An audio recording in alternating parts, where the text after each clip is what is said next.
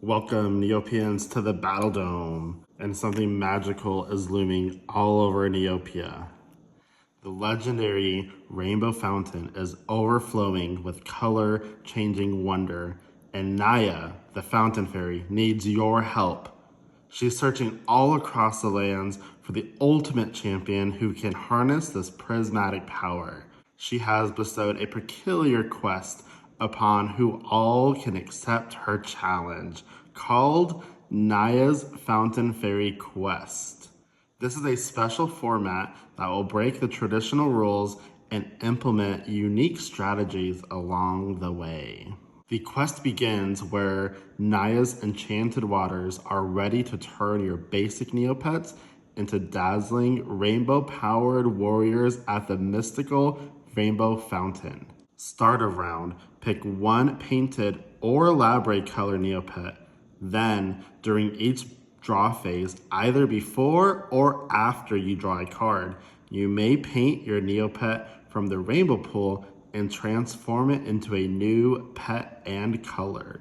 Keep in mind that every time you paint your Neopet, that color is put off to the side, and that is now your first Neopet. Let's call it Neopet A. In round one, whenever you paint, you can paint into the color that is set aside for Neopet A, or paint a new color from the rainbow pool. Keep in mind that every color taken out of the rainbow pool will not be replaced and put back into the rainbow pool for rounds 2 and 3, so choose wisely. Here are the quest rules. No basic Neopet. No red, no blue, yellow, or green Neopets are allowed. No Labre Scientist. No Labre location cards. And no paintbrushes of any kind are allowed. And the reason behind that is because all of your Neopets are coming from the rainbow pool. So the rainbow pool must be a minimum of 3 pets. Again, these are any color that we have. It could be a paintbrush, it could be a Labre, it doesn't matter. For this special tournament, Labre pets are counted as painted pets, so both are accepted. Whether it's a paintbrush or it's from the Labre itself, both are accepted and both can be used here. So you need a minimum of 3 pets, painted pets, up to 10 painted pets. So this is like normal, you're the rainbow pool at least, but again, you're not using your basic Neopets, red, blue, yellow, green. You can only use painted pets. Because that's what NAIA did to your pets. She painted them all. And on top of that, you cannot have duplicate pets. So for instance, everyone loves Jub Jub. You cannot play 2 Jub Jubs in your rainbow pool. You must play 1. So no duplicate pets, no duplicate colors. So you can't run 2 robots. You can only choose 1. On top of that, the Neopet that is painted either alien and chocolate cannot be on the same Neopet. Okay, let me explain that real quick. Normally how I think of each round is one is a single Neopet, the other one's another Neopet. This last round is also another Neopet. So it could be all Jub Jubs, Kugras, Aishas. Well, instead of thinking it as a species, think of it as a whole. So 1 Neopet. So round 1 is going to be Neopet A. Round 2 will be Neopet B, and round 3 is going to be Neopet C. So they're all different. They're all different Neopets. And since we are not having duplicate pets or colors, what I mentioned about the alien and chocolate, if you use alien for your Neopet A, you cannot change it into a chocolate Neopet, chocolate has to be in either Neopet B or Neopet C. Obviously, C only applies if the rounds go to you win one, then your opponent wins one, just like normal. But you cannot have alien and chocolate be the same Neopet. So besides the chocolate and the alien not being the same Neopet, all other Battledome rules still apply. Now let's look at what this looks like. Round 1. Again, I'm labeling round 1 with Neopet A. So with Neopet A, you start your turn, you start the game normal, right? You roll or rock, paper, scissors to see who goes first, draw your 5 cards, and you look at your rainbow pool. Again, no red, blue, yellow, green Neopets.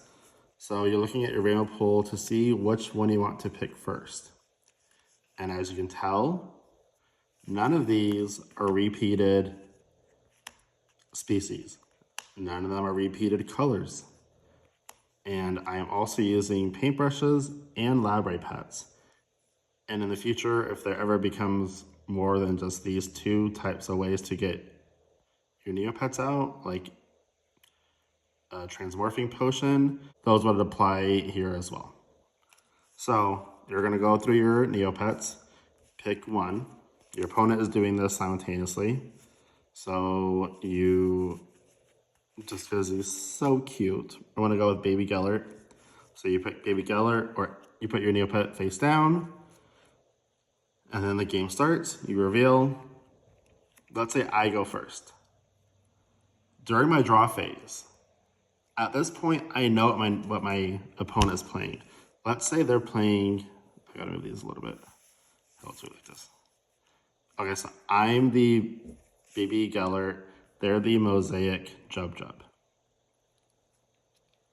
So now I know what they're playing. So during the start of the round, during the draw phase, before or after you draw, you can paint your pet. So this is, you can paint your pet. But now keep in mind that this is still the round 1 Neopet, Neopet A. So during my draw phase, before or after I draw, I can go through my rainbow pool and I can pull something out. So let's just say I'm gonna do, let's do sponge, right, against the mosaic. So I'm going to transform into rainbow or sponge Akara. Baby Gellert will then go off to the side. You can mark this any way you want to, but it's gonna go off to the side. My rainbow pool, let's say, is right here. Here's my rainbow pool. So Baby Gellert is off to the side with the Neopet A for round 1. Battle it out, battle it out, battle it out. Let's say I win. Let's do it like normal, where if you win, your Neopet goes face up. If you lose, your opponent's Neopet goes face down. Now, for round 2, I have to pick my Neopet first. I cannot choose anything that was previously painted. So now I am left with 8 pets. This is why you need a minimum of 3, just in case if there are 3 rounds. So now I gotta pick my pet first. Let's go with Fire Mohawk for round 2. So now we are on round 2. And we'll mark it like this. Now we're on round 2. Your opponent goes and they'll pick their Neopet. Let's say they pick this robot. They probably wouldn't, but let's say they pick this robot first. And then we go. And we keep battling it out. So anytime that I switch from my round 2 Neopet and I go Ghost, let's say, he will go, the painted pets will go here. Let's say my next draw phase, I took a lot of damage, right? So I want to go into Robot. I will then put my previously Ghost Usul into my round 2 pile. And then my ability happens. I heal a little bit. I draw up to 8 and I freeze myself. Let me move these over a little bit. I freeze myself. So then I freeze myself. There we go. I like to turn it sideways when I'm frozen. So I freeze myself, my opponent goes, it's back to me. Draw phase. Okay, now I can either paint into my rainbow pool again, or I can go to my round 2 Neopets and pick one of these. So I can either pick my Fire Mohawk or my Ghost Usul. As I'm trying to be super aggressive, and I'm gonna pick my Fire Mohawk and battle up, and then continue battling. This keeps going until, like normal rolls, we have someone that has 1, 2 battles. And again, once per draw phase, you can switch to your Neopet from your rainbow pool as often as you like, but you have to leave at least 1 Neopet in your rainbow pool. That way, if there is a round 3, you have a backup. You will always have to have at least 1 Neopet in your rainbow pool in case there's a round 3. All right, that is my NAIA'S Fountain Faerie quest tournament. If you like this kind of idea where I kind of break the traditional rules and I mix up the gameplay, please let me know. I have several more ideas that I want to do as well. And we'll be trying this out at my locals, so I will definitely be making a recap video of how that went. But yeah, if you guys want more of these videos, let me know. They were really fun to think of and make. And if you could break any of the rules and make your own format, what would you do? All right, well, until the next battle, bye.